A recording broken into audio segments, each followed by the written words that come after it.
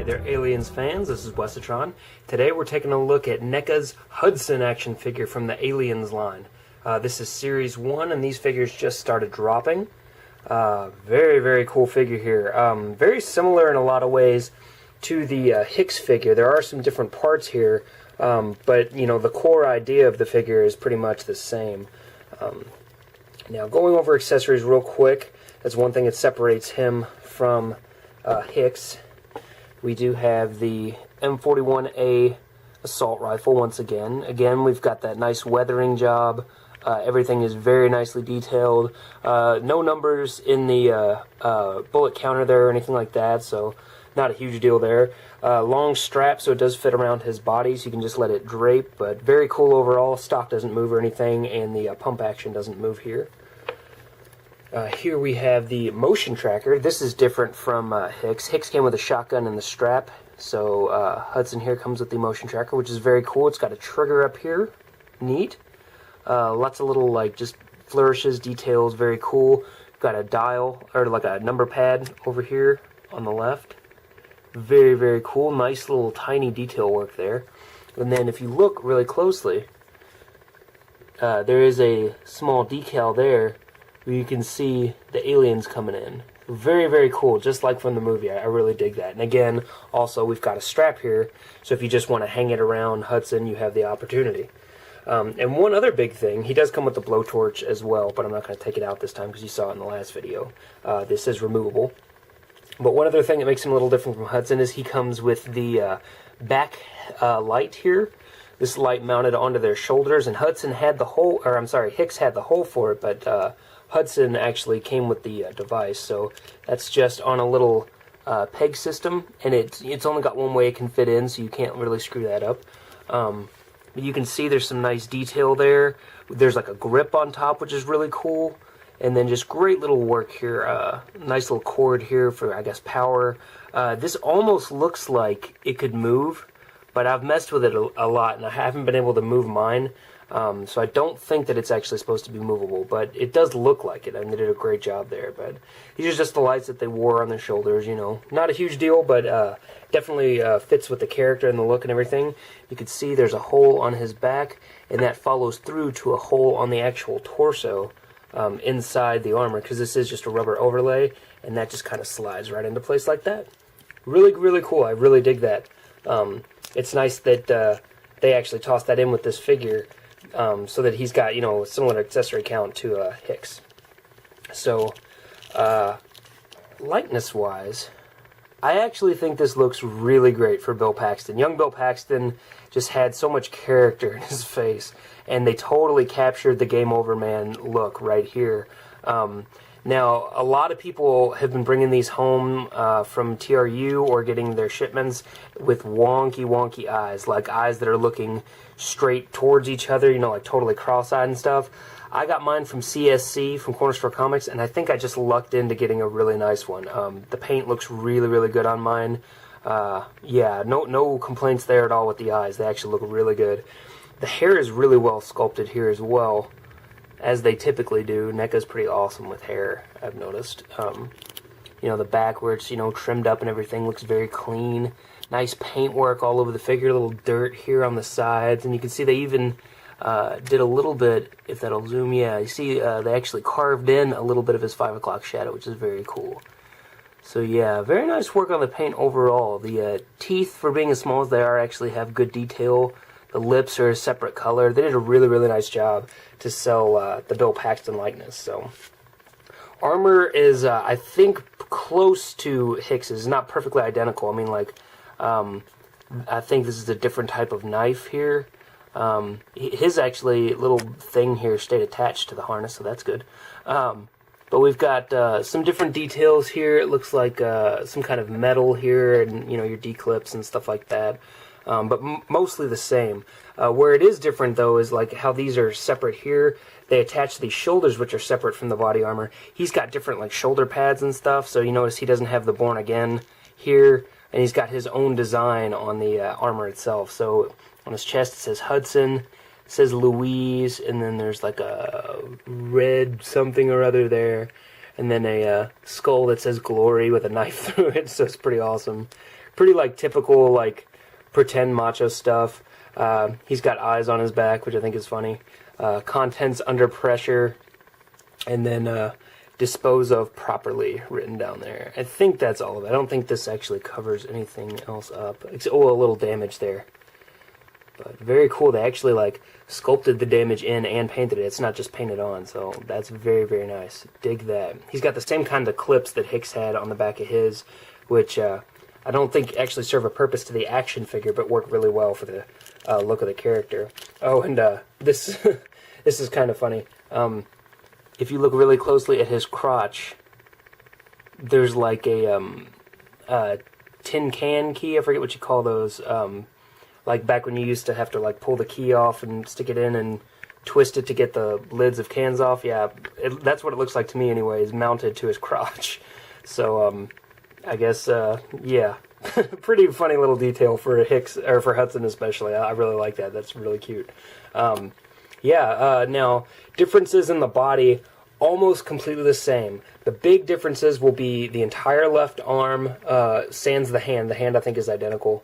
And then the right shoulder and cuff piece. Whereas Hicks didn't have sleeves, Hudson does have sleeves, and then he's got these cuffs that are actually glued to the same musculature as Hicks. And over here, we've got the same type of deal, only this is where his arm was wrapped up. I think he got not spat on, but bled on by a xenomorph for Alien. So we've got the wraps look very, very nice, very well detailed and painted. I really, really like the look of them. They actually look like, you know, gauze wrappings, not just, you know, cloth that's just kind of there. I mean, it doesn't have like the same texture as the rest of his clothes, which I think is really cool. Paint-wise, the guy is just outstanding. They did a great job, head to toe. You know, same details that you saw on Hicks. Great boots and everything, peg holes on the bottom of the feet. But yeah, the paint so far on these figures has just been really great for me. I haven't had any complaints at all. And on this one, his paint does go all the way to the edge of the bandage. That was an issue for me on Hicks, but so now we at least know that it's not like a regular issue. It's just a one-off thing. So very, very cool. I love how this guy looks. I mean, for me, I think they perfectly encapsulated Hudson's character, and I think it's just awesome. Really dig it. Articulation, he's pretty much identical to Hicks. We've got that great ball-jointed head. I think he might actually have even a little better movement in his head than Hicks's. I mean, he's got like just outstanding movement there. The swivel hinge shoulders go out to about there. And then, of course, they go forward and back, will be blocked by the armor, but the armor is a soft rubber. If you need it to move, it probably will. The cuffs will keep the arms from going quite as far in as Hicks's, but still, you know, close enough. We've got swivels in the biceps. We've got hinge swivels in the elbows. And his right elbow seems to go about as far as Hicks, close to 90 degrees. His left doesn't as much, I think, because of the sculpt of the bandages. But that's not a huge deal for me. But the swivel is on the bottom. So that's, I don't know why you would want to rotate the forearm, but you can. It's up to you. Swivel hinges in the wrist, so all the way around and in and out. You can see that. And then we've got ball joints in the chest and in the waist. So he's got this really nice forward and back motion here. See that? And then some side to side as well. Very, very cool. Then we've got swivel hinge, swivel hips set at 90 degrees, just like the old Marvel Legend, or the new Marvel Legends for that matter. So straight forward, about that far. We are blocked by not only the crotch armor, but by the diaper that they've been using, the rubber diaper. And then back pretty far, not as blocked as you would think. And then the swivel right there, and then hinge out to the side. Now, he did come with the same metal rings as Hicks on the inside of his thigh pegs. If you don't know what I'm talking about, you can check out the Hicks review, and that'll explain it a little better. I did have to remove this one because I couldn't get the leg back on, but I was able to get the leg back on this side. So there's a metal ring in this leg, but not in this leg. So for that reason, this leg does occasionally like to just pop off. So, but I do have to twist it a while to get it to do it. So it's not something that like happens all the time, like I'm playing and it just... Yeah, like I'm playing on the floor with these. No, like when I'm messing around with it, it doesn't pop off easily. I have to actually twist it to make it come off. But just so you know, if you decide to take those rings off, it could be problematic for you. We've got double hinge knees, just like Hicks. So great range of motion there. I do have tighter ankles this time, so I do think Hicks was just a one-off in terms of how loose his ankles were, because Hudson's, they're not like crazy super tight like Dutch's feet, but you know, they are enough to hold up his weight pretty well. So yeah, I haven't had any real problems getting him to stand as I catch him on my thumb and look silly.